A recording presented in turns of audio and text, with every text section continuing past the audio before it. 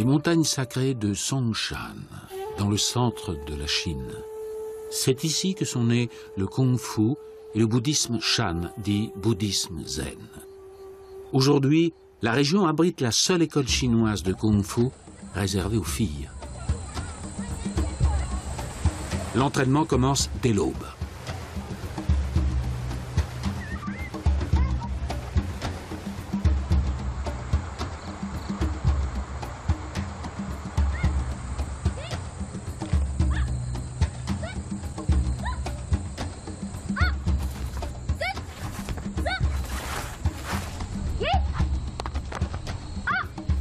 Ces jeunes filles font revivre une tradition longtemps oubliée. Voilà 1500 ans, les nonnes bouddhistes du monastère de Yongtai, à quelques pas d'ici, apprenaient déjà le kung-fu.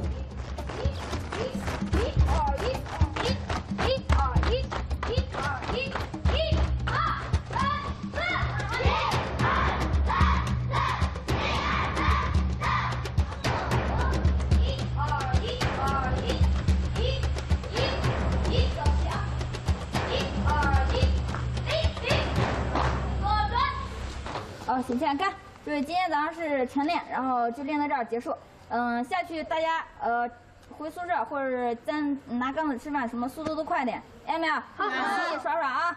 好，讲6、3。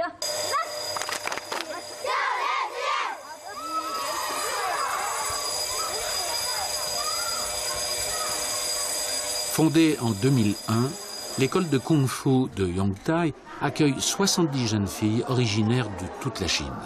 La plus jeune a 7 ans. L'admission dans cette institution relève de l'exploit, car peu de candidates disposent des qualités physiques requises. Guo Dia, 18 ans, est l'élève la plus âgée.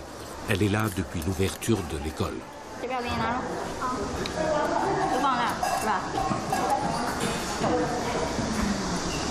Après le petit déjeuner, Guo Dia lave son bol et ses couverts à l'eau froide. L'évier de pierre dans la cour est le seul point d'eau de l'école. Les élèves y font la vaisselle et leur toilette. Avant d'aller en classe, les jeunes filles doivent balayer la cour.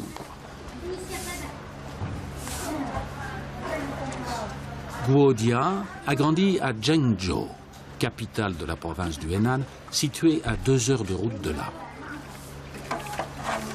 Je m'étais dit que pour une fille, maîtriser les arts martiaux pouvait être très utile. D'abord pour pouvoir se défendre, mais aussi pour être en bonne santé. C'était ça ma première motivation. Et puis la télévision aussi. On y voyait des films où les acteurs en costume volaient au-dessus des toits, grimpaient le long des murailles. Ça me fascinait.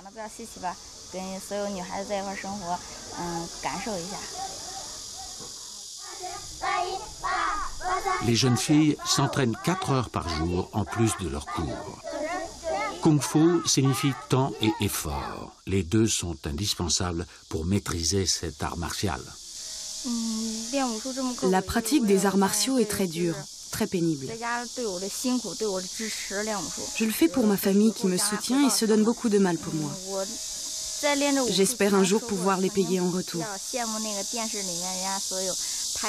Avant d'intégrer l'école, j'enviais énormément les cascadeurs qui se battaient dans les films à la télé. Ma famille espère que je réussirai l'examen d'entrée à l'Institut d'éducation physique. Ainsi, plus tard, il me sera possible d'enseigner et d'entraîner à mon tour des élèves.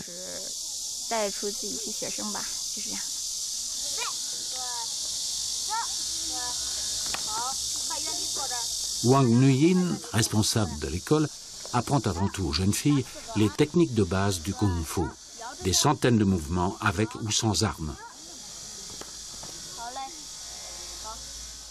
Lors des exercices, les élèves se battent contre un ou plusieurs agresseurs imaginaires. Les mouvements et les enchaînements sont inlassablement répétés, toujours plus vite, jusqu'à ce qu'ils deviennent automatiques. Les exercices avec une partenaire sont particulièrement difficiles, car les adversaires doivent coordonner leurs mouvements à la perfection.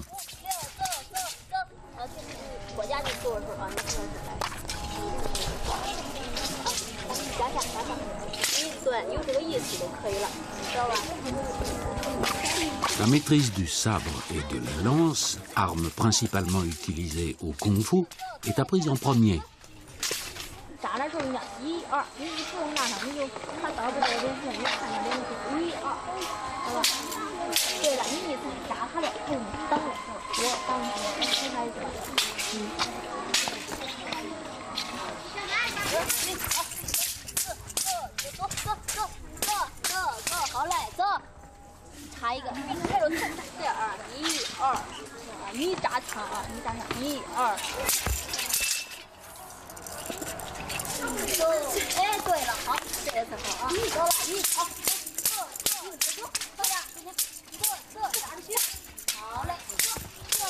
Le kung-fu vise à la maîtrise du corps et de l'esprit.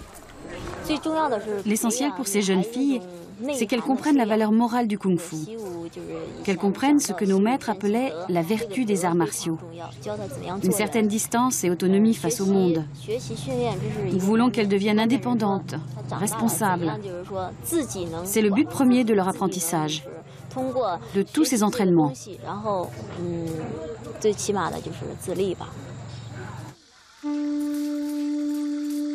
L'école de Yongtai renoue avec une tradition bouddhiste vieille de 15 siècles qui a vu le jour ici, au cœur du massif sacré de Songshan. Des annales bouddhiques racontent qu'au VIe siècle de notre ère, le moine Bodhidharma se retire à 9 ans dans une grotte du massif. Il y fonda le bouddhisme Shan, dans lequel c'est la pratique de la méditation, davantage que l'étude des Écritures, qui permet d'accéder à ce qu'on appelle l'éveil, c'est-à-dire l'illumination intérieure. Afin de préparer ses élèves à ces longues heures de méditation, Bodhidharma conçut 18 exercices physiques et respiratoires. Plus tard, ses disciples adaptèrent ces techniques pour se défendre. L'ancêtre des arts martiaux était né.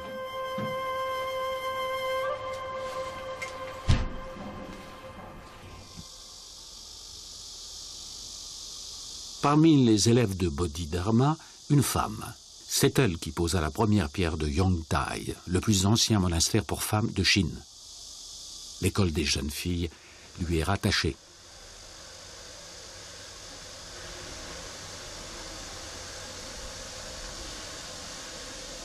Le monastère a compté jusqu'à 1000 nonnes qui, outre le bouddhisme, pratiquaient aussi le kung-fu. La vie monacale attirait beaucoup de femmes car elle leur permettait d'échapper à une existence misérable. Le monastère a été fort dégradé durant la révolution culturelle. Sa restauration date du milieu des années 1990.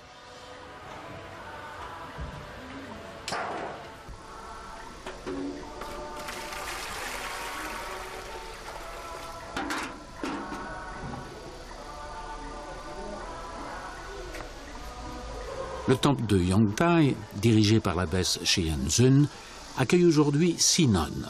Elles ne pratiquent plus le kung-fu.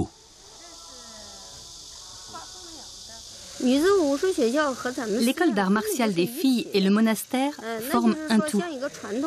C'est un trait caractéristique de notre tradition culturelle. Nous nous consacrons à la récitation des sutras bouddhistes et elles se perfectionnent dans leur discipline. L'école d'art martial est en symbiose avec le reste du monastère. Si nous ne recevons que des femmes, c'est pour montrer que dans tous les domaines, les femmes peuvent faire aussi bien que les hommes. Les élèves de l'école de Yongtai ne doivent pas nécessairement être croyantes. Peu d'entre elles participent aux cérémonies du temple. Guodia est une des rares à le faire. Elle vient d'une famille profondément bouddhiste. Les disciples laïcs dont je fais partie sont également croyants. J'ai un nom bouddhiste, Miao Yin. Je crois profondément au Bouddha. Il m'est difficile d'expliquer cette croyance, mais je sais que dans ce monde, des dieux, des esprits nous côtoient. Cela ne fait aucun doute. Quand je viens prier le Bouddha, je le fais de tout cœur.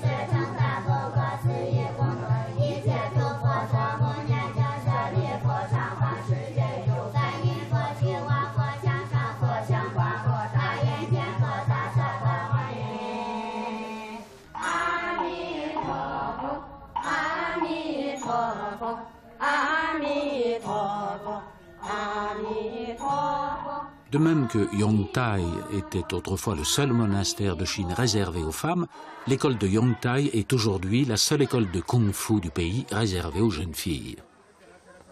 Les écolières peuvent aussi apprendre le sanda, la boxe chinoise. Contrairement au kung-fu, cette discipline autorise les contacts physiques. Guo Rua, la sœur de Guo Dia, frappe de toutes ses forces.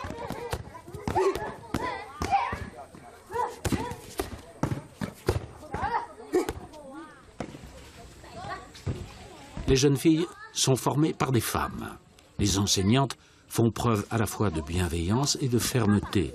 Les sévices corporels sont parfois à l'ordre du jour, mais jamais autant que dans les autres écoles de kung-fu. Wang Nuyin, la directrice de l'école, a 25 ans. Elle a passé 8 ans dans une école de kung-fu qui comptait une dizaine de filles pour plusieurs centaines de garçons. Il n'y avait aucune enseignante et les filles suivaient le même programme que celui des garçons.